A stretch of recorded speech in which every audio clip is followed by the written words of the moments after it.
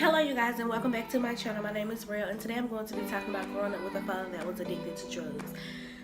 It's not an easy subject to talk about, but it really doesn't affect me because I did have a father figure in my life, but it's just the point of you created me and you wasn't there for me.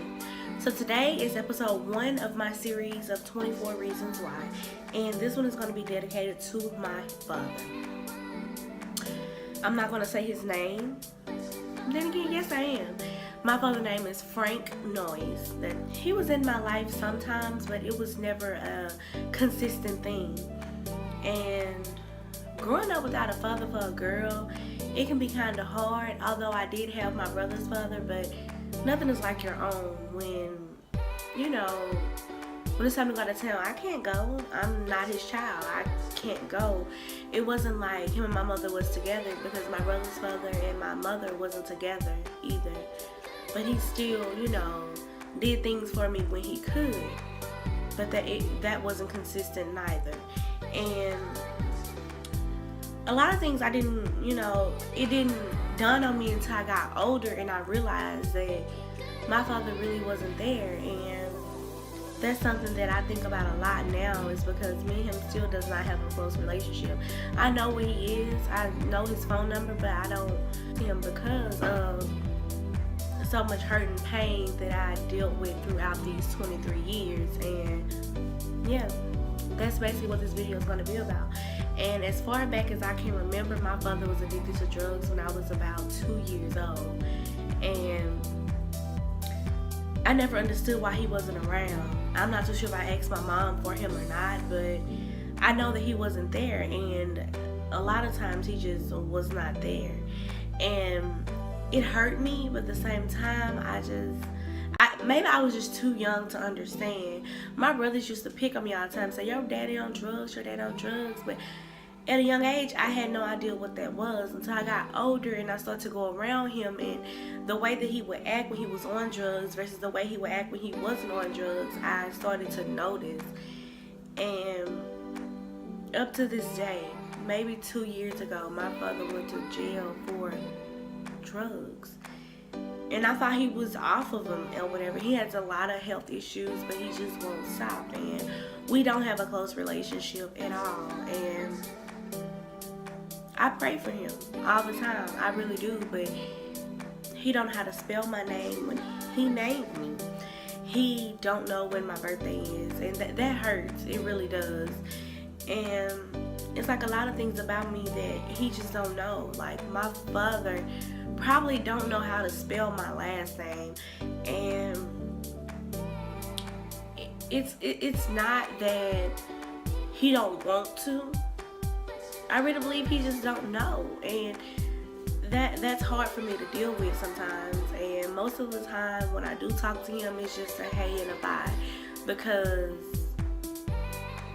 I don't know him. Like, I know him, I know of him, but I don't know him, and he don't know me.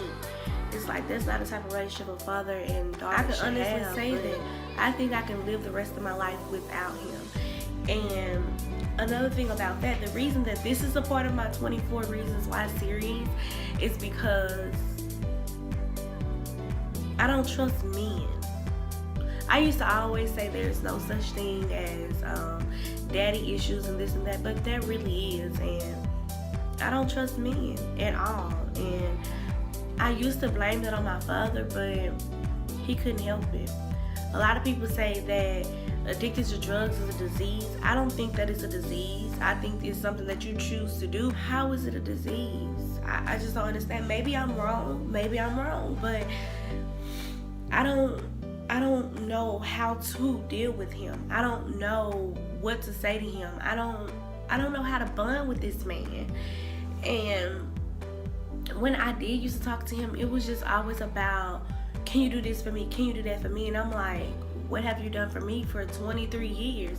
You have not done really anything for me. And he used to come pick me up and take me to Dallas, Texas a few times a year, but that's not taking care of a child. That's not raising a child. What about the times where I wanted to learn how to ride a bike? Where were you?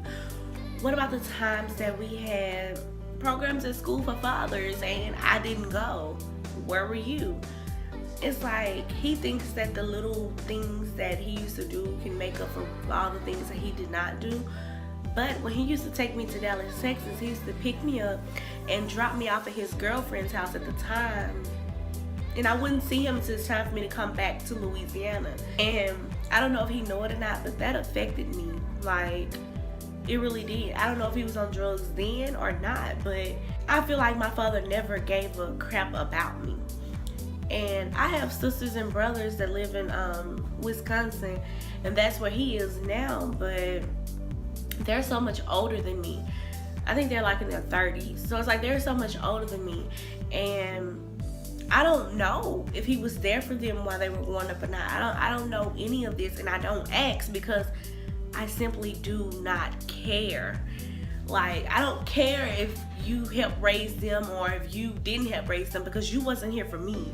So I don't care about what you did with someone else. I love my sisters and brothers to death. I've only met one in person. I talked to the rest of them on Facebook, but I feel like I'm not a part of their family, to be honest, because my father wasn't here for me, and that's something that really hurt me growing up as a young girl at that. Every girl needs her father, like. And watching my mom raise all four of us on our own, it's like I think about the fact that you could have helped my mom with me.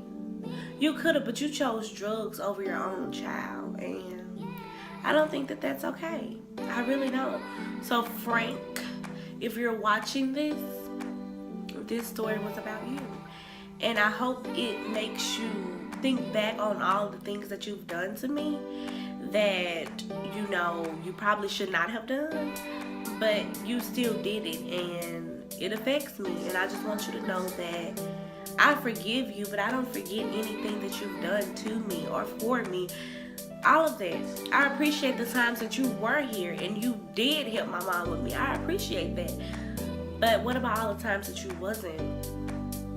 And I know a lot of you may think, why wasn't God the first person on your 24 Reasons Why? I'm going to use God last because I needed God to get through every situation that I'm going to talk about. I needed God, and I've always turned to God, and He's always pulled me through. I wouldn't be the person that I am sitting here right now if it wasn't for God. And I thank Him for that every single day. I could have been dead, in jail for multiple things, but God has really helped me, held my hand and walked me through this life, and I'm very, very, very grateful for that. So yeah, if you guys enjoyed this video, go ahead and like, comment, subscribe, and let me know what you guys think about this video. And thank you for watching. I'll see you guys in the next video. Bye.